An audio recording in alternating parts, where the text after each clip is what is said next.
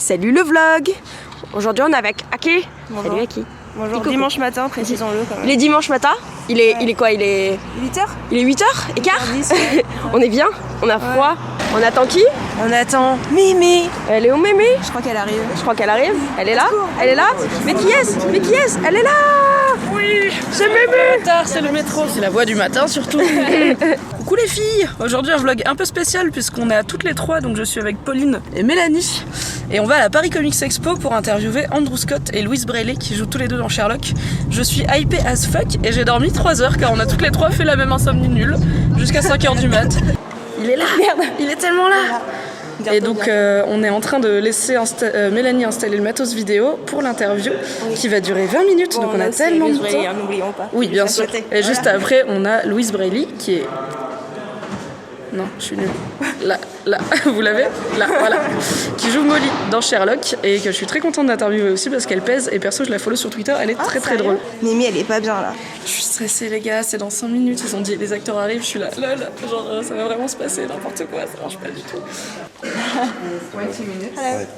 Hi. How are you, Andrew? Hello, Andrew. Nice to meet you. Okay, so hi Andrew Scott. Hi. It's an honor to meet you.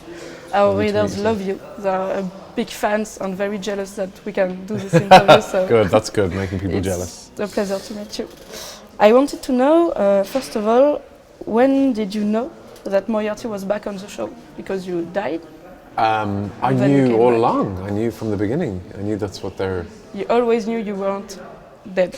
well, I knew that I maybe was you coming were back dead. in series 3. Yes. I knew that Miss Me thing was coming back. Yeah, they have a long-term strategy. Okay. Mark Gatiss and Stephen Moffat, they plan it out for years. So they don't just come up with the ideas quickly and go, oh, we'll do this. So they knew, I think, really from series 1 and 2, they planned the whole series out. So I knew from the beginning. All right. Yeah. And was it hard to not tell anyone, to keep it a secret?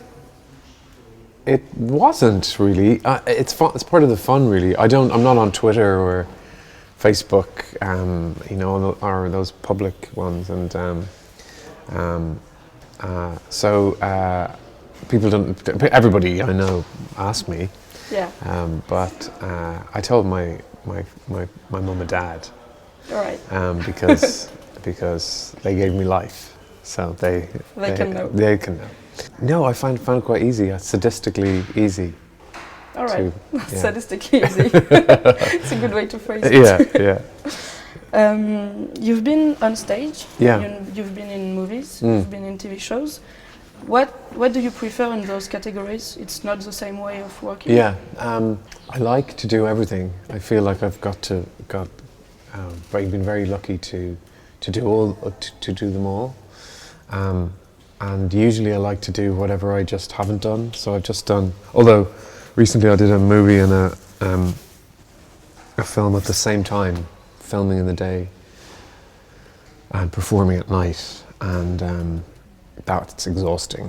Yeah. It's just to do them at the same time is really, really crazy, and I will try not to do that ever again because it's very hard because you have no life.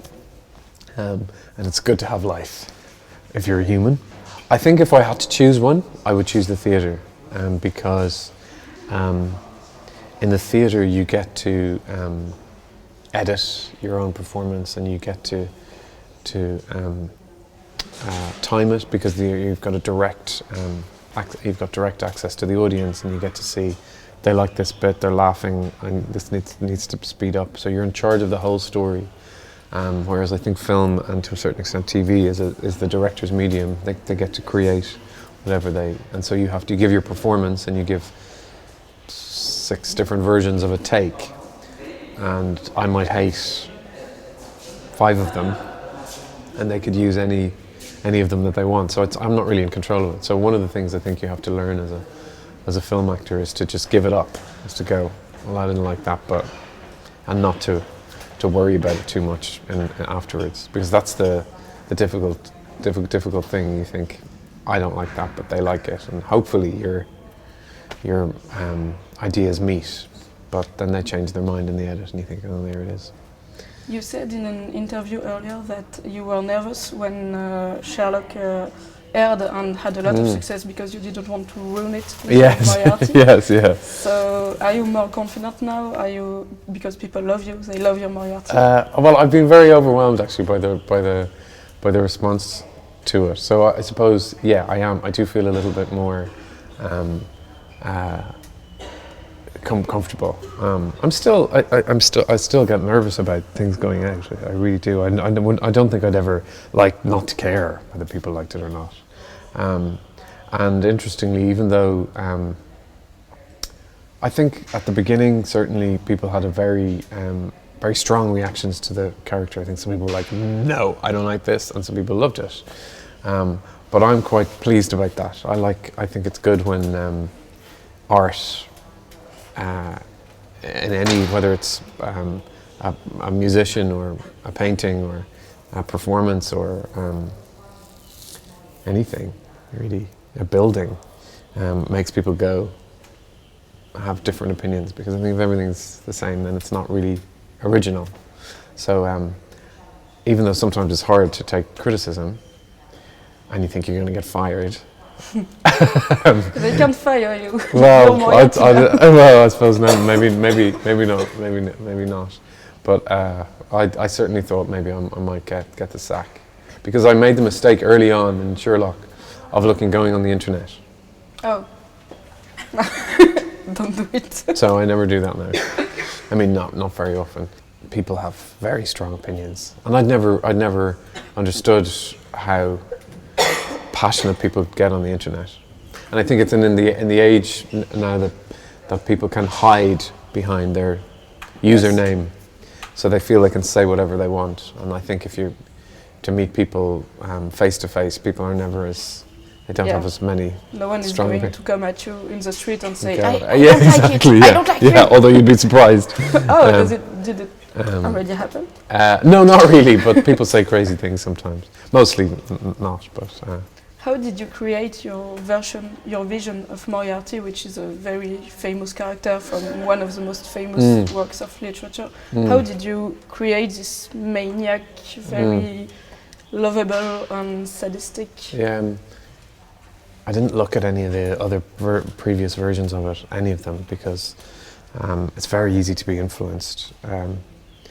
And they wrote it, to my mind, in a very playful way, and I think what's scary about him is that he, to me, has a certain degree of charm. So I was watching recently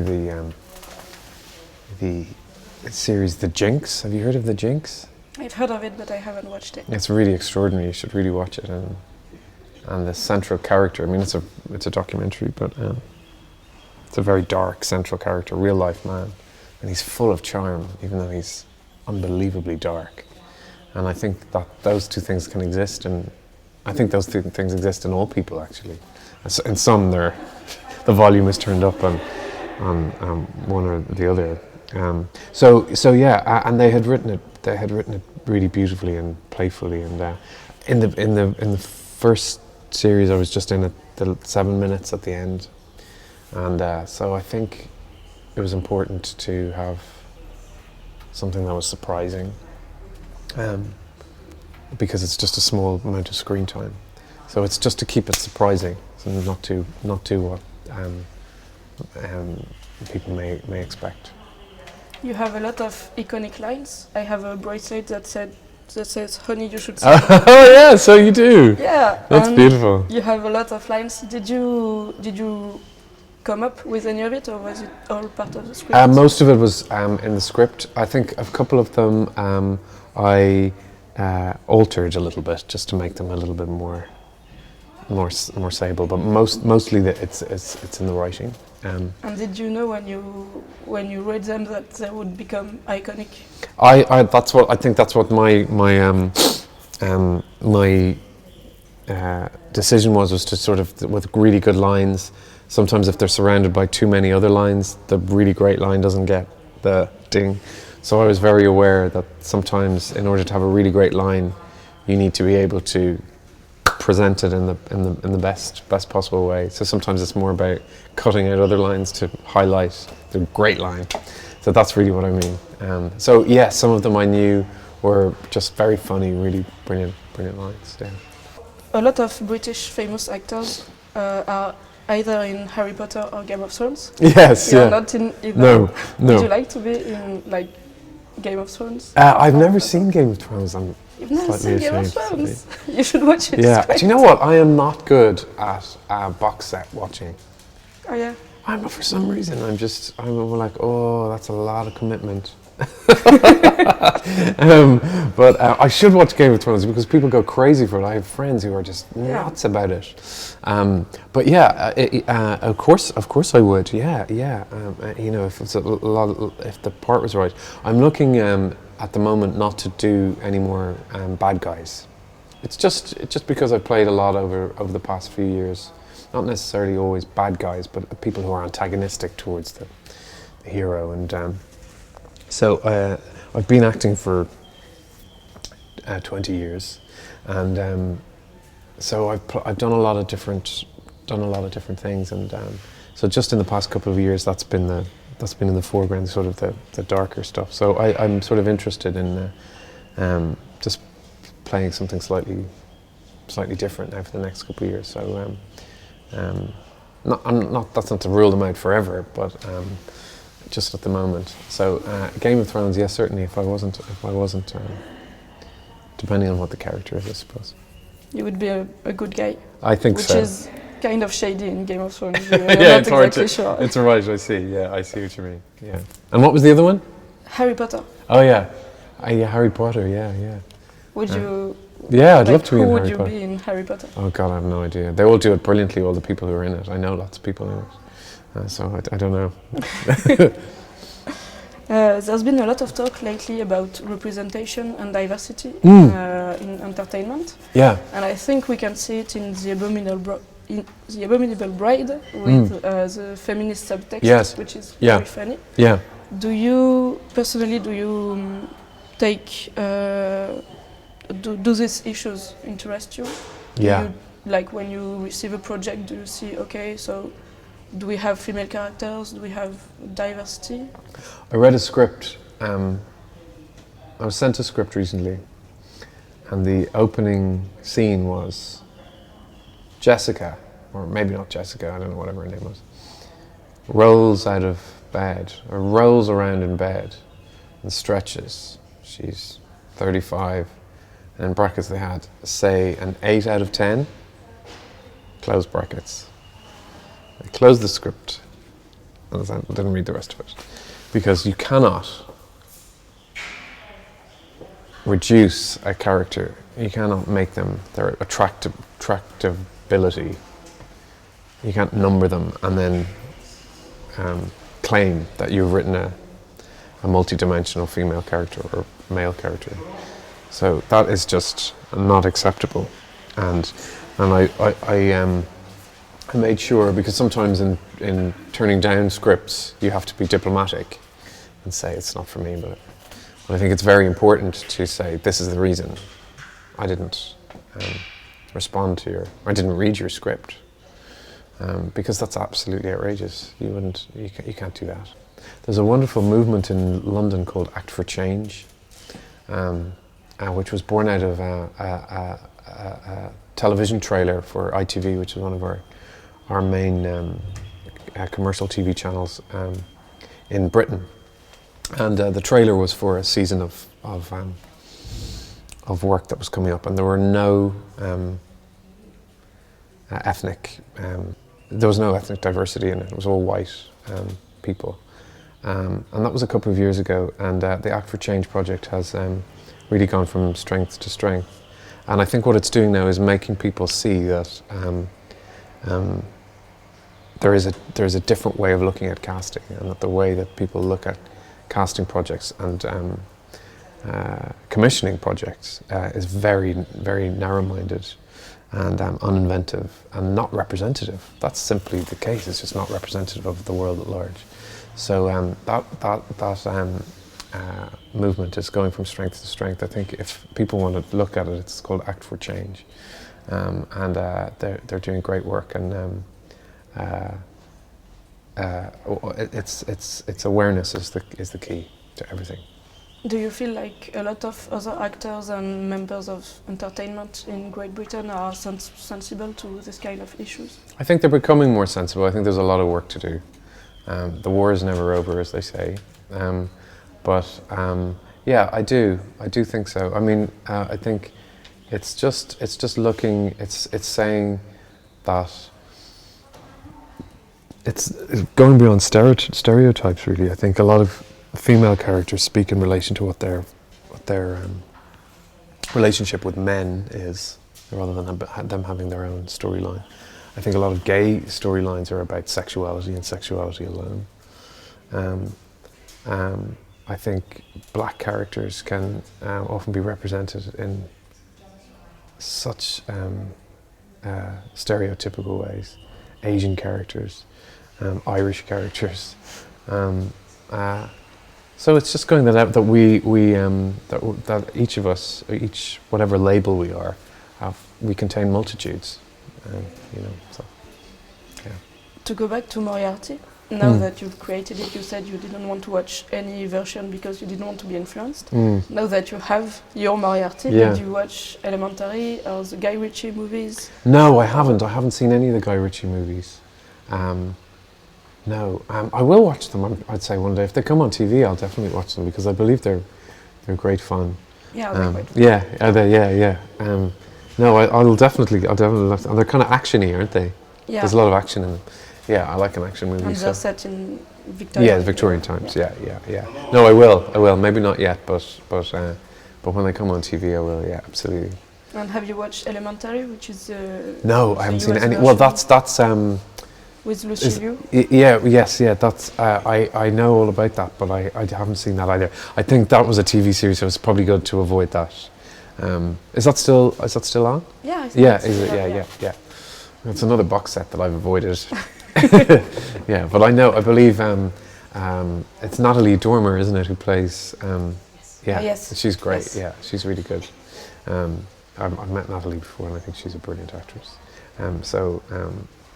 Do you know if she watched your Moriarty before creating? Oh, I have no idea. I'd say, knowing actors, I'd say she probably didn't, because it's sort of weird if you're both playing the same part.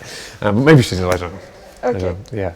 So, just to conclude, can you talk to us about your ongoing project for it? I know Sherlock is shooting right now. Yeah. But you're here. But I'm here. Yeah. Yes. Not drawing any conclusions. Exactly. But please be in it. So yeah, I've got. What have I been doing? What have I got coming up? I have Alice in Wonderland. Alice Through the Looking Glass. Yeah, I've just got a little bit in that. Don't get too excited. But it was great to be involved in that. And I've got an Irish film called Handsome Devil that I'm quite excited about. And I've just finished filming a movie called Denial with Rachel Weisz and Timothy Spall and Tom Wilkinson, which is really a wonderful story written by David Hare. And it's a completely different genre for me.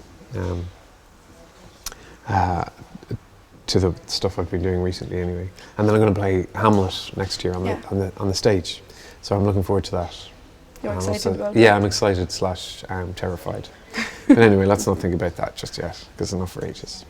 They're going to be great. Yeah, hopefully, I'll try my best. Okay, sure. Thank you very much. You're so welcome. I'm looking forward to seeing you in all your projects. Oh, thank you so much. Lovely talking to you. Quelles sont tes impressions, Mimi? Il est gentil, il parle beaucoup, il est drôle, il est charmant, c'était top. Chat, on va se marier. Non mais regarde ça. Pourquoi tu me filmes quand je dis on va se marier?